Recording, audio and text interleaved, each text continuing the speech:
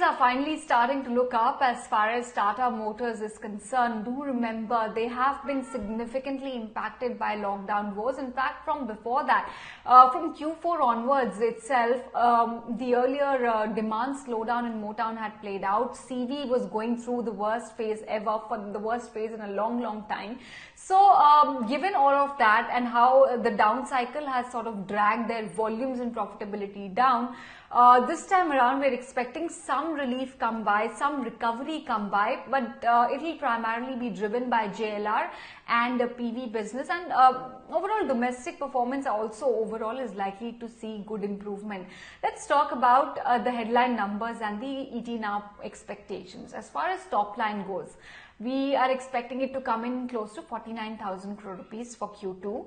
For bottom line, we're expecting the company to deliver a loss of 2,300 crores. EBITDA 3,800 crores is the figure that we're penciling in this time around. As far as margins are concerned, 7.8%. While yes, on a YOY basis, it's a 200 basis points compression. Actually 300 basis points compression.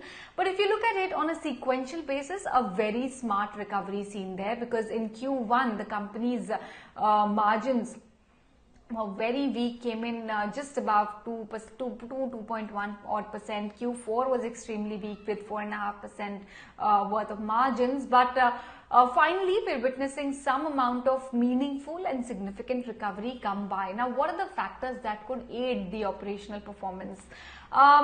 JLR mix improvement is likely to play out with higher share of Land Rover. China has seen strong recovery. Cost cutting measures is something that is likely to aid the overall performance. So these are some key triggers that the street and ET Now poll is betting on. If you look at JLR's performance and the preview for JLR business, we're expecting a downtick of 32% YOY in their revenues, given the way there's been a decline of close to 39% in their volumes. We expect revenues of close to 4.3 billion pounds with adjusted margins at 6.5%, mainly driven by China as well as LR, which is Land Rover. Margin loss to come down on stable commodity prices, operating leverage benefit, as well as cost control. They have been talking about Project Charge. They've been talking about aggressively rolling back capex, aggressively rolling back their costs and focusing only on the core businesses. So finally, we're likely to see some benefit of all of those measures that they've been taking for many quarters now. Factors to watch, well, lots to watch out for in terms of commentary and guidance. What is the demand and inventory situation globally? What are the discounting trends for JLR across all of its key markets? JLR recovery trends, China as well as in the rest of the world. How are things playing out in each of their significant critical markets, UK, North America, etc.